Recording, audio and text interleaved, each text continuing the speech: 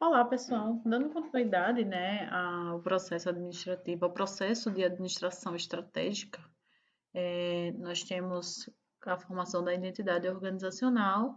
E, na sequência, a gente vai buscar, a partir dessa definição de objetivos, analisar o ambiente.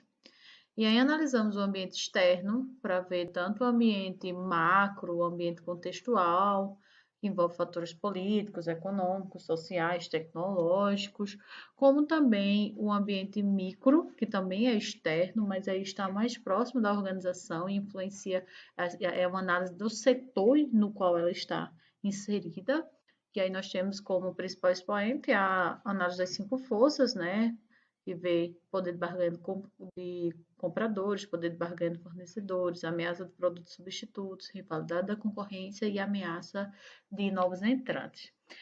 Só que não adianta só analisar o ambiente externo e saber onde se posicionar, saber quais são as oportunidades, as ameaças, se a gente não fizer também uma análise de ambiente interno. E agora nós vamos discutir justamente isso, essa avaliação das capacidades internas da organização. E aí, o que a análise interna nos diz? Por que, né, a análise interna? Por que fazer a análise interna? A análise interna, ela oferece uma visão comparativa das capacidades de uma organização.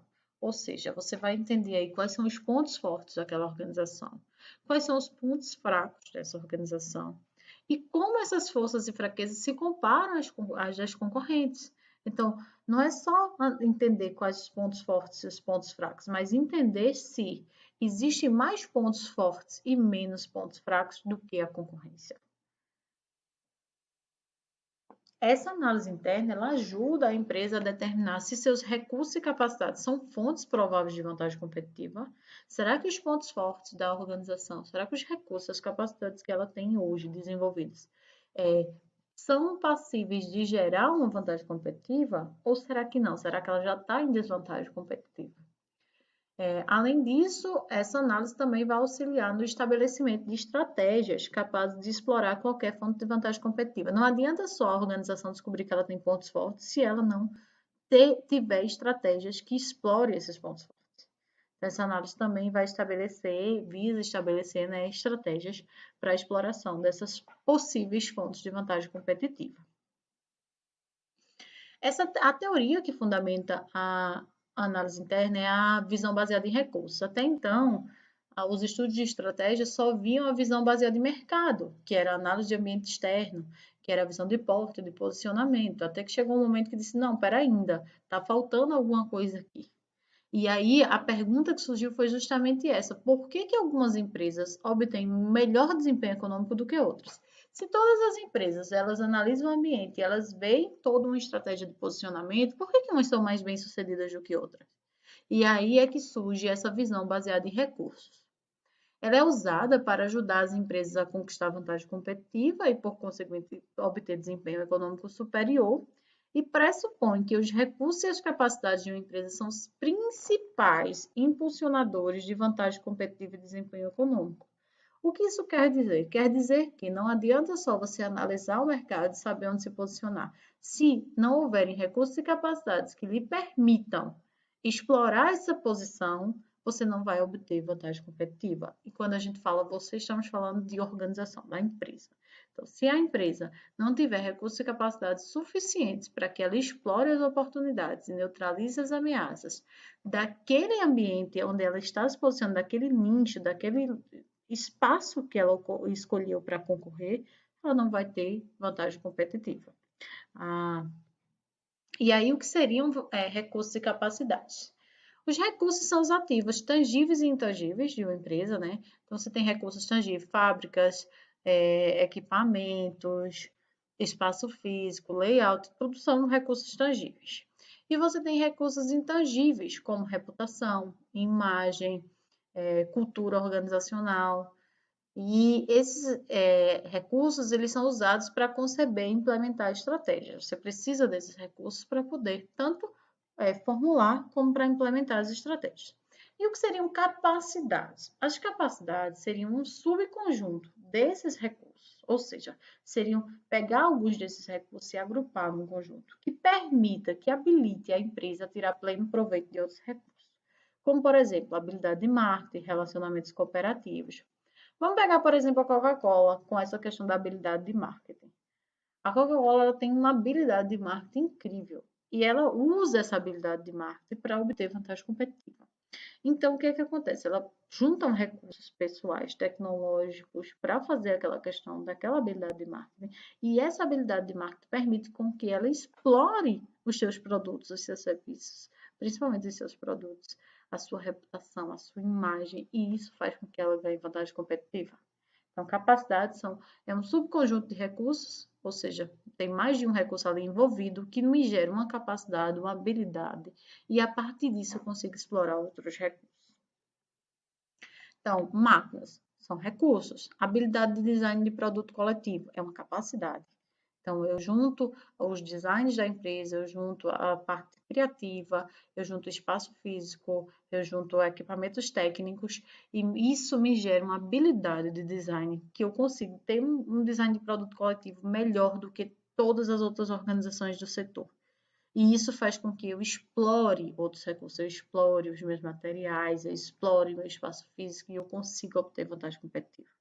Habilidade de recrutamento, mesma coisa, é também uma capacidade, é você ter uma habilidade de recrutar os melhores talentos de mercado e com isso fazer com que você explore esses recursos, tanto o capital intelectual como os espaços, equipamentos e assim gere vantagem competitiva. A habilidade individual de engenharia é um recurso, porque é individual. Eu tenho a habilidade de um determinado engenheiro, eu não consegui converter isso em uma capacidade organizacional, ainda não é coletivo. Depósito de minerais é um recurso. Existem 4 categorias de recursos, né? Os financeiros, os físicos, humanos, como as habilidades, as capacidades individuais, e os organizacionais, as estruturas de reporte, relacionamentos, as estruturas de controle. Essa visão baseada em recursos, ela parte de duas premissas cruciais. São as duas bases da visão baseada em recursos, que é a heterogeneidade de recursos, ou seja, diferentes empresas podem ter diferentes recursos. Tá? Os recursos eles não são homogêneos, as empresas não têm os mesmos recursos. E a imobilidade desses recursos. Por quê? Porque pode ser oneroso para as empresas sem determinados recursos obtê-los ou desenvolvê-los.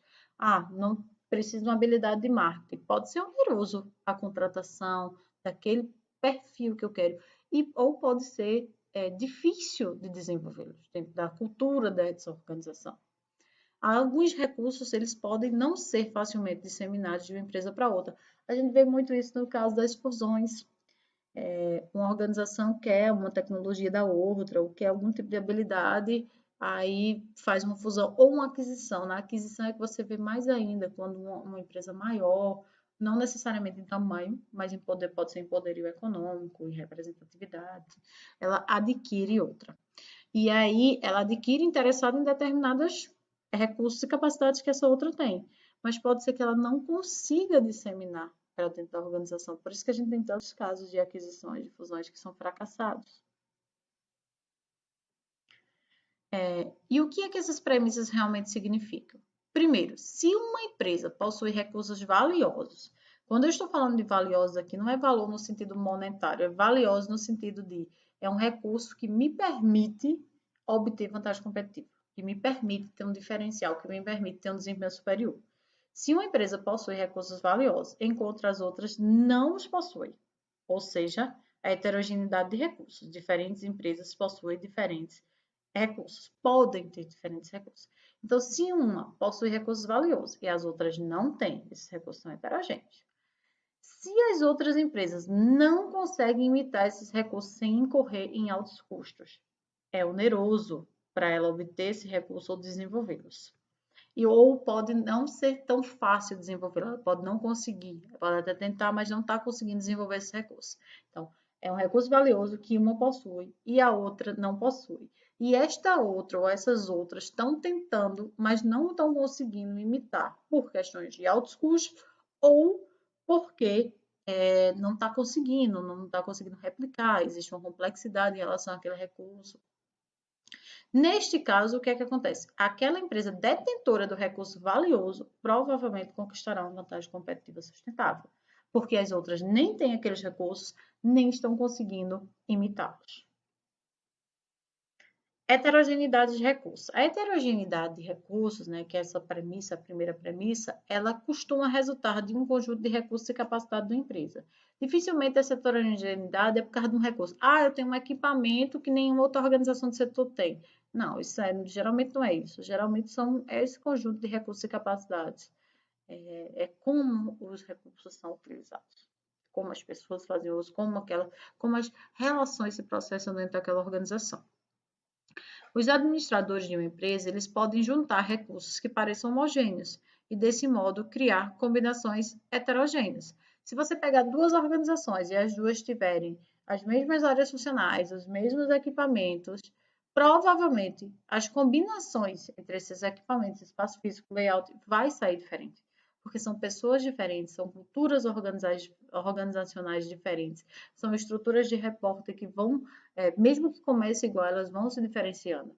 Então, mesmo que você junte recursos que pareçam homogêneos, as combinações entre eles podem não ser similares, podem ser heterogêneas. A vantagem competitiva geralmente resulta de vários recursos e capacidades juntados, né? É quando você utiliza esses recursos e capacidades de uma forma diferenciada, que lhe permite explorar recursos valiosos e que as outras organizações do setor não estejam conseguindo imitá-los, seja por altos custos, seja por não conseguir entender como imitar. E aí, para analisar isso, para fazer essa análise do ambiente interno, nós temos uma ferramenta, é um modelo, né? Que é VRIO, VRIO. Esse modelo, ele pega 4 questões importantes e você vai analisando os recursos e capacidades a partir dessas questões, que é o valor. Aquele recurso ou aquela capacidade me permite obter uma vantagem competitiva, me permite obter um diferencial, me permite obter um desempenho superior. Aquele recurso é valioso, ele é raro, ou seja, nem todas as organizações têm. Porque se ele for valioso, mas for raro, não for raro, todo mundo vai ter. Né? Então, ele acaba não havendo vantagem aí. Ele é difícil de imitar, que é a questão da imitabilidade, ou ele é custoso de imitar. E eu, enquanto organização, estou organizada para explorá-lo? Então, essas são as questões desse modelo. Se uma empresa possui recursos que são valiosos, primeiro pressuposto, ele tem que ser valioso. São raros, são onerosos de imitar e ela está organizada para explorar esses recursos, então ela pode ter expectativa de obter uma vantagem competitiva sustentável.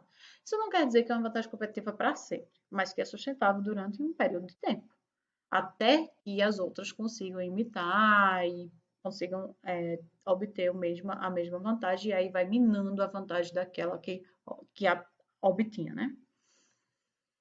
Como aplicar essa ferramenta? Então, você pega um recurso ou conjunto de recursos e submete a cada questão para determinar a implicância competitiva. Cada questão é analisada em termos comparativos, ou seja, não é só analisar dentro da empresa, mas é analisar comparando as outras organizações do setor aos concorrentes. Valor. Em teoria, o recurso habilita a empresa a explorar uma oportunidade externa ou neutralizar uma ameaça externa. É aquela questão. O valor é no sentido de me permitir obter diferencial. Como é que eu tenho diferencial? Se eu exploro uma oportunidade ou neutralizo uma ameaça. Na prática, a questão é: esse recurso gera um aumento de receita, uma redução de custo ou uma combinação de ambos? Se sim, ele é valioso. Então, um exemplo aí de um recurso valioso. A reputação da Leves, reputação é um recurso intangível. A reputação da Leves permite que ela cobre um preço mais alto por algumas de suas calças, alguns dos modelos de suas calças. E é uma questão de reputação. Você pode ter uma empresa que tem uma calça similar, mas não tem a reputação da Leves. Raridade. Se um recurso não é raro, deve-se observar uma dinâmica de concorrência perfeita, ou seja, todo mundo não tem vantagem ali, não tem lucro acima da média. Por quê? O recurso é valioso, mas todo mundo tem, todas as organizações têm. Então, elas estão ali, uma dinâmica de vantagem, de concorrência, não existe como ter vantagem. Um recurso deve ser suficientemente raro para que uma concorrência perfeita não se estabeleça. Portanto, pode haver outras empresas que possuam recurso, mas poucas para garantir a escassez. Não é que ninguém venha a ter aquele recurso, mas tem que ser pouco o suficiente para garantir essa escassez. Um exemplo, várias indústrias, vários laboratórios vendem medicamentos que baixam o colesterol, mas eles ainda têm uma certa escassez, então os preços ainda continuam altos. Se, um exemplo, pegando na linha de remédio, para quem tem intolerância à lactose, até poucos anos atrás, era muito difícil você achar a enzima. Tinha o Lact Day, na verdade, há uns 10 anos atrás ainda era importado, isso foi mudando nos últimos anos. Hoje você tem umas 6, 7 marcas no mercado, mas ainda são poucas marcas, tanto que o remédio ainda é caro. Por mais que ele já venha diminuindo o preço, ele ainda continua caro, porque ele ainda continua, de certa forma, relativamente raro. Então, se os recursos de uma empresa não são valiosos, já está em desvantagem competitiva, porque as outras já estão na frente. Se eles são valiosos, mas não são raros, o máximo que pode acontecer é uma paridade, porque muitas empresas daquele setor, muitas organizações têm esses mesmos recursos, eles são valiosos, mas não são raros. Se eles são valiosos e raros, aí você pode ter uma vantagem competitiva, pelo menos temporariamente. É quando entra a questão da imitabilidade. A vantagem competitiva temporária de recursos valiosos e raros será sustentável somente se os concorrentes tiverem desvantagem de custo ao emitir esses recursos. O que é que isso quer dizer? Que, tenho recursos valiosos e raros, mas as outras organizações já entenderam que elas precisam desenvolver aquele recurso. Ele é raro, ela precisa desenvolver. Se não for custoso imitar, ou por questões de custo mesmo, ou por questões de ser difícil entender como fazer, como criar aqueles recursos e capacidades, essa vantagem vai ser apenas temporária e bem rápida, porque as outras organizações vão imitar. Então, recursos intangíveis, eles costumam ser mais onerosos de imitar. Exemplo, o estilo da Harley Davidson pode ser facilmente imitado, mas não a sua reputação. A reputação é o quê? A reputação é um recurso intangível. Então, essas questões de imagem, de reputação, de cultura são sempre mais difíceis de imitar. Porque não é simples, não é uma tecnologia. Você vai lá e compra, ou você faz, cria, desenvolve aquela nova tecnologia. Não é um estilo de como você produz aquele bem. Não, é uma questão intangível. Então, elas costumam ser mais difíceis de imitar. Se os custos de imitação forem altos, a empresa poderá contar com um período de vantagem competitiva sustentável. Quando a gente pensa para a Focal, a empresa Focal ela tem um recurso valioso e raro, e o custo para que as outras imitem é alto. Então, ela vai ter uma vantagem competitiva sustentável. Uma vantagem competitiva sustentável durará somente até surgir a imitação ou um substituto. Então, ela é sustentável, mas durante um espaço de tempo, que pode ser curtinho ou pode ser até mais longo. Se uma empresa tem uma vantagem competitiva, outras tentarão imitá-la. Por exemplo, os patinetes, quando eles surgiram, eles foram um grande sucesso de vendas, mas rapidamente várias outras empresas criaram patinetes. E isso acontece com vários tipos de produtos. Um exemplo, uma coisa que eu tenho visto mais ultimamente. Tem todo esse movimento para a mudança de absorvente, as calcinhas absorventes surgindo aí por uma questão de conforto, de menos agressão ao meio ambiente, de diminuição de até doenças e tudo mais. No começo você tinha uma marca, hoje você tem 3, 4 marcas, o preço já mudou. Então, foi uma coisa que foi rapidamente imitado. E é assim com vários produtos. Custo da imitação, né? Quais são os possíveis custos? Por que seria custoso, oneroso de imitar, né? Tem algumas coisas que influenciam nesses custos de imitação. Primeiro, as condições históricas. Como assim? Vantagem do pioneiro. Se você é pioneiro ali, você estabelece uma marca. Por exemplo, no caso que eu falei das calcinhas menstruais, você tem a Pentes, que ela estabeleceu a marca, ela é a mais conhecida, é a mais visível. Várias blogueiras fizeram postagens, então ela fica mais em evidência. Se você for para o ramo de streaming, Netflix foi pioneira dentro daquele setor, e aí ela acaba tendo uma vantagem. Tem muita gente que já fidelizou, muita gente já foi para ela, é muito conhecida, tem a questão da imagem. E tem a questão da dependência do caminho, porque essas organizações que entram primeiro, elas têm uma curva de aprendizagem, elas entendem como é que funciona, elas entendem o ambiente externo, elas veem como as coisas se processam naquele setor. Então, isso aí são as condições históricas que acabam, pode ser, para quem está entrando, pode ser mais custoso. Para quem está entrando, é muito mais custoso lidar com a vantagem do pioneiro em termos de se estabelecer, de fidelizar cliente, de ser conhecido, de ser visível, de entender como foi esse caminho, como que aquelas organizações fizeram antes. Isso não quer dizer que uma organização não possa entrar e não possa ganhar liderança de mercado e obter vantagem competitiva. Pode sim, mas provavelmente tem um custo aí com essa imitação. Ambiguidade causal. Existem correlações causais entre recursos e vantagem competitiva que podem não ser entendidas, podem não estar claras. Por exemplo, a Azul, ela se parece muito com a companhia internacional. E existe uma associação entre as duas. Ela acabou ganhando um apelo de reputação de imagem dessa companhia internacional, que é uma companhia muito bem vista. Tanto que ambas já ganharam prêmios e tudo mais. Então, existe uma relação causal aí que não tem a ver com os recursos e as capacidades diretamente da Azul. Ambíguo, você não sabe exatamente ali quais são o que é que a Azul fez para se diferenciar. Então, é muito difícil você ir lá e imitar esses recursos e capacidades. E um conjunto de recursos confunde essas correlações causais. A forma como aquela organização explora determinados recursos também confunde isso. Por exemplo, a imagem, o estilo Google de ser, o estilo de recrutar, de trabalhar dentro da Google. Por mais que outras tentem, ela já tem toda uma relação ali, um conjunto de recursos. É difícil você entender essas relações entre os recursos. Outra questão é a complexidade social, né? As relações sociais vinculadas a recursos podem ser tão complexas que os administradores não conseguem realmente gerenciá-las ou replicá-las. Pode ser que você vá e tente entender uma relação organizacional e trazer para outra e você não consiga replicar, porque as relações sociais ali são profundas, isso está principalmente relacionado à cultura organizacional.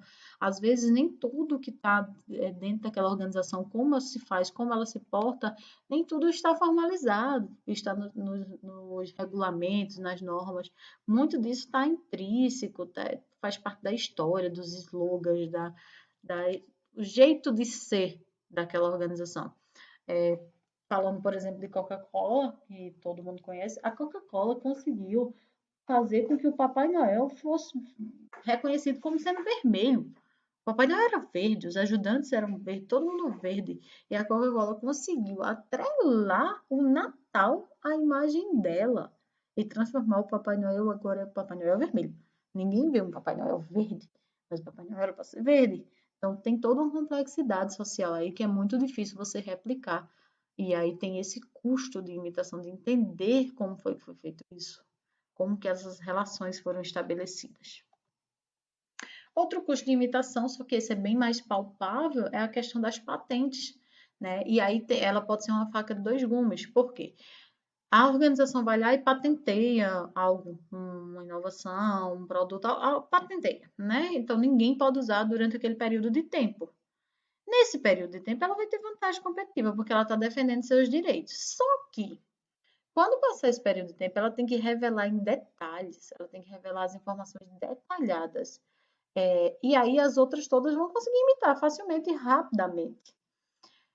Se ela não tivesse patenteado, talvez ela tivesse algumas relações que fossem complexas ou que fossem ambíguas e as outras não conseguissem imitar, podendo durar até mais tempo do que o tempo de patente. É claro que isso depende de que tipo de coisas que a gente está falando, né? De que tipo se é um produto, você tem que patentear, dependendo se for um produto muito tangível, você tem que patentear. Não tem o que fazer, mas aí depende. É por isso que a patente ela tem que ser analisada se é válido ou não patentear algo. Então, vamos aplicando o modelo agora, a gente já falou valor, raridade, agora vamos à imitabilidade, né? Se os recursos de uma empresa, eles são valiosos, são raros, mas não são onerosos de imitar, ou seja, facilmente se imita, a vantagem competitiva é no máximo temporária. Ela é temporária, ela tem um período, só aquele períodozinho enquanto as outras imitam. Se ele é valioso, raro e oneroso de imitar, essa vantagem pode vir a ser sustentada se a organização estiver devidamente organizada.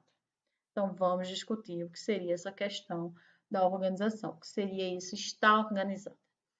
As estruturas e os mecanismos de controle de uma empresa, eles devem estar alinhados de modo a propiciar às pessoas a capacidade e o incentivo para explorar os recursos disponíveis. Ou seja, tenho recursos, tenho capacidades que são valiosas, são raras, são difíceis de imitar.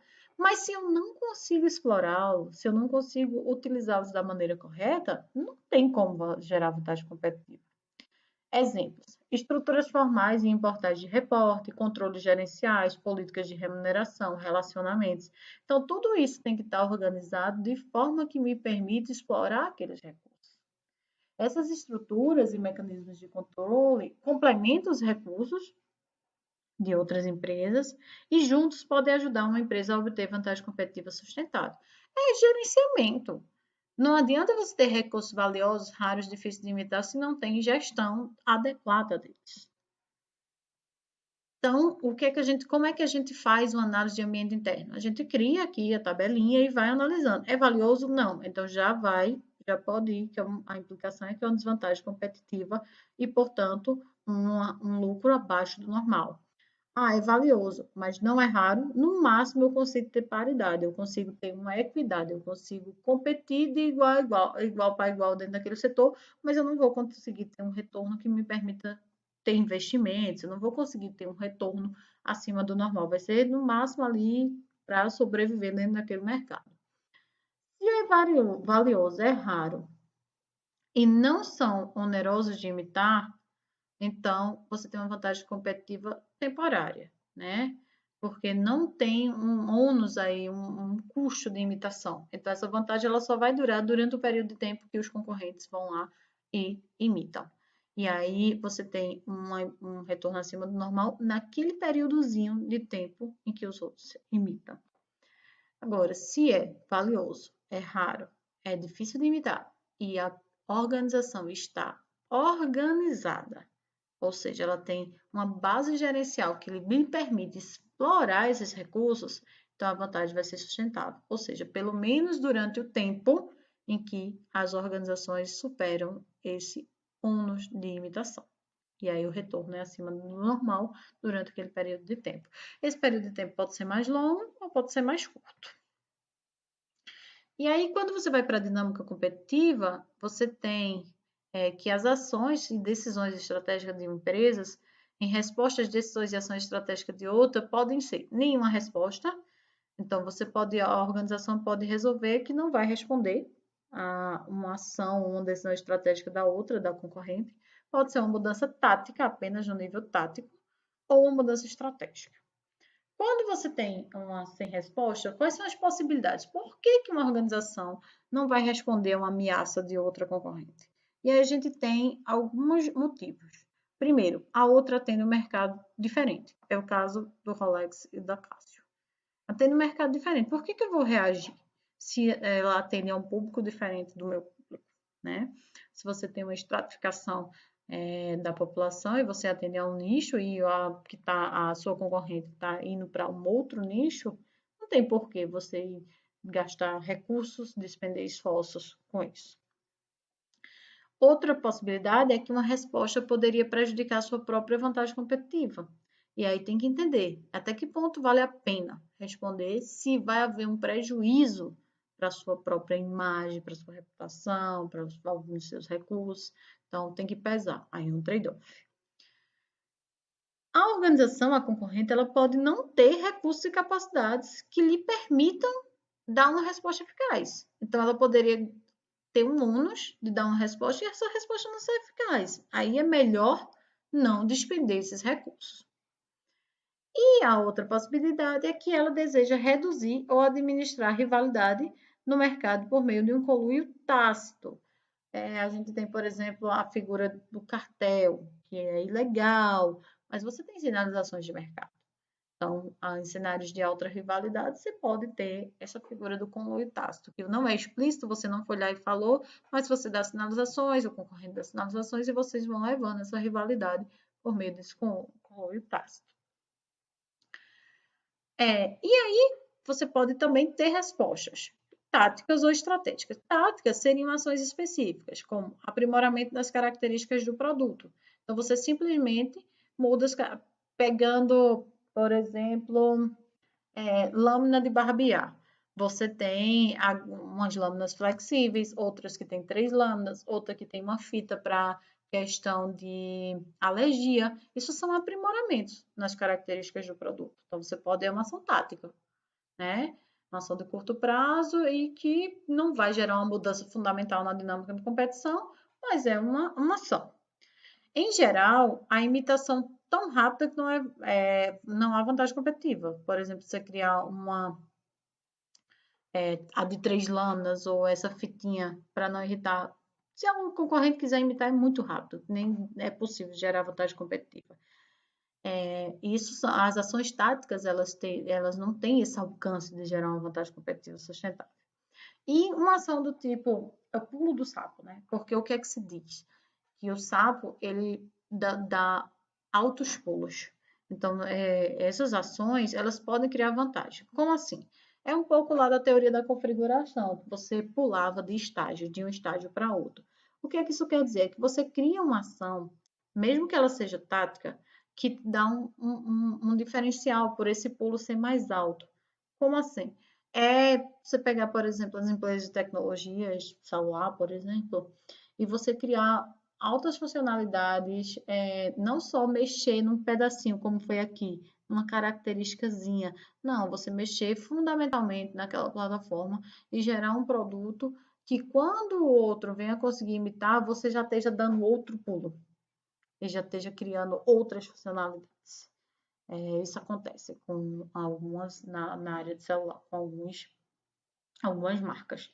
E as outras acabam não conseguindo acompanhar na velocidade, né? E isso pode gerar uma vantagem competitiva. Agora, as respostas estratégicas aí são uma mudança fundamental na teoria da empresa, né? Você tem uma mudança de estratégia. E isso pode afetar a vantagem competitiva. Ela pode ser necessária se a estratégia atual se tornar obsoleta, né? Se está se tornando obsoleta, se o setor está em declínio, então vamos se reinventar, criar uma estratégia nova. E uma mudança mimética pode gerar paridade, mas não uma vantagem. O que é que isso quer dizer? Se a organização tenta apenas imitar as outras, são bem-sucedidas dentro daquele setor, que elas ficam isomórficas, ou seja, elas ficam muito parecidas, isso não vai gerar uma vantagem. Vai gerar, no máximo, a paridade.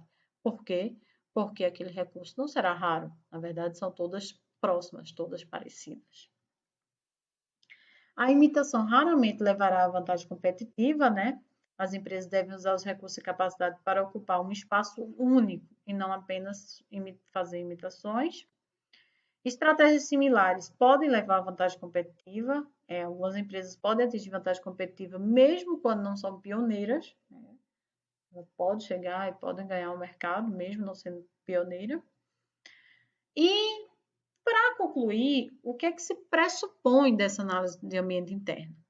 Se pressupõe que determinantes do desempenho econômico sejam características da empresa, ou seja, o que vai determinar aquele desempenho, a vantagem competitiva, são os recursos e capacidades internas da organização.